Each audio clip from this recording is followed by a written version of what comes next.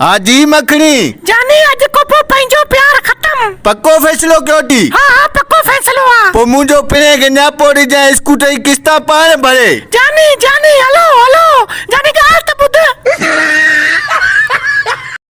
बिरा तेल दे देवी। कोड़ा तेल देवस यार मिठा तेल। अच्छा अच्छा कोड़ा तेल देवस ओ बिरा मिठा खेंदा पिया।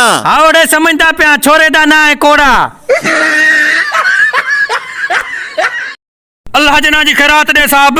अचे ई वठ फकीर। बस साल अग मुके 20 दींदो है साल बाद दा हाने वरी 5। 2 साल पहिरियों मां छड़ो साल खां पोइ शादी थी आ हाणे हिकिड़ो ॿार बि आहे। मन ॿियो ॿार पैदा थियो थी यही 5 असांजा चट हे पंहिंजा वठ परे हट।